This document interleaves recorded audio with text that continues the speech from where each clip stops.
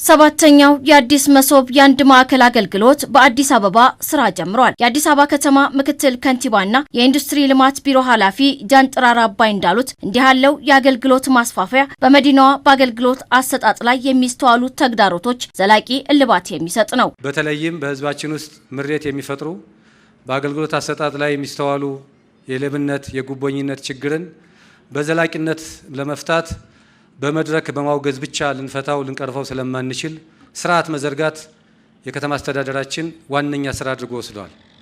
በዚህም የመሶብ አገልግሎት አንዱ ስርዓት ተደርጎ የሚወሰድ ነው። የአገልግሎት አሰጣጡን የበለጠ ለማሳደግ ከተማ አስተዳደራችን የምታንቀላፋበት ጊዜ አይደለም። የህዝባችን ጥያቄ ለመመለስ ዛሬ የንፋስ ስልክ ላፍቶ ክፍለ ከተማ ላይ የገነባነውን እንመርቅ እንጂ በአጭር ጊዜ ውስጥ ቀሪዎቹን በአምስቱ ክፍለ ከተማ የሚገኙትንም ክፍት እናደርጋለን።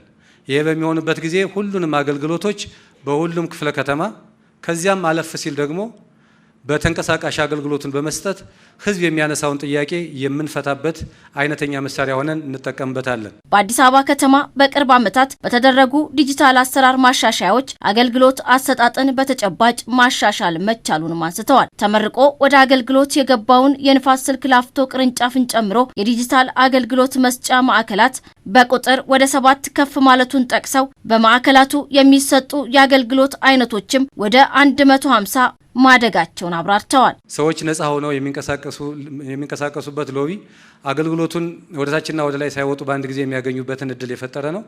ከዚያ ባሻገር ደግሞ ተጨማሪ አዳዲስ አገልግሎቶችን ለመጀመር የሚያስችል ራዕይ የሰነቀ ነው። የቤት ለቤት አገልግሎት ለመጀመር የሚያስችል እንደዚሁም በራስ አገልግሎት ለመጠቀም የሚያስችል ስራ ለመስራት የሚቻልበትን ሁኔታ የቪአይፒ አገልግሎትንም ለመስጠት የሚያስችል አዳዲስ ሀሳቦችን እየጨመርን መተናል።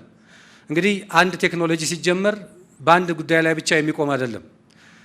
በየጊዜው የሚኖሩ አቅሞችንና ልምዶችን እያሻሻሉ እያበለጸጉ እያሳደጉ መምጣት ይጠይቃል። በምክትል ከንቲባ ማዕረግ የአዲስ አበባ ከተማ ፐብሊክ ሰርቪስ እና የሰው ሀብት ልማት ቢሮ ኃላፊ ጀማሉ ጀንበር በበኩላቸው በመዲናዋ በሌሎች የልማት መስኮች የተመዘገቡ ስኬቶችን በአገልግሎት አሰጣጥ ላይም ለመድገም ሁሉን አቀፍ ርብርብ እየተደረገ መሆኑን አንስተዋል። አሁን ባለው ሁኔታ ማንኛውም ተገልጋይ በክፍለ ከተማ ሳይገደብ በየትኛውም የመሶብ ማዕከል ተመሳሳይ አገልግሎት ማግኘት የሚችልበት ሁኔታ ተፈጥሯል። እነኚህ የመሶብ ማዕከላት በመንግስት የአገልግሎት አሰጣጥ ላይ ለዘመናት ሲንከባለል የመጣውን የአገልጋይነት ባህል መጓደልን በማስቀረት ተገልጋይን በአክብሮት በቅልጥፍና በጥራትና ምቾት ተሰምቶት የሚስተናገድባቸው ማዕከላት ሆነዋል። የንፋስ ስልክ ላፍቶ ክፍለ ከተማ ዋና ስራ አስፈጻሚ ካባ መብራቴ ማዕከሉ ወደ ስራ መግባቱ በህዝብና በመንግስት መካከል ያለውን ግንኙነት ይበልጥ የሚያጠናክር ድልድይ መሆኑንም ጠቁመዋል። የከተማችን ራዕይ የተመቻቸ ዘመናዊና ለነዋሪዎቿ ምቹ የሆነ ዓለም አቀፍ ተወዳዳሪ ከተማም መገንባት ነው። ይህ ራዕይ ለማሳካት እንደ ክፍለ ከተማችንም የህዝባችንን አገልግሎት ማዘመን የማይተካ ተግባር ነው። የዛሬ ምርቃት መዳረሻ ሳይሆን የአዲስ ጉዞ መጀመሪያ ነው። ከዚህም በኋላ ዋና ጉዳይ የአገልግሎት ጥራትን በቀጣይነት ማሻሻል፣ ህዝብን በአክብሮት ማስተናገድና ለተገልጋዮች እርካታን ማረጋገጥ ነው። የተገልጋዮች እርካታን ይበልጥ ለማሳደግ በቀጣይም ተጨማሪ የአንድ ማዕከል አገልግሎት መስጫዎችን ወደ ስራ የማስገባት ተግባር ተጠናክሮ እንደሚቀጥልም ተነስቷል።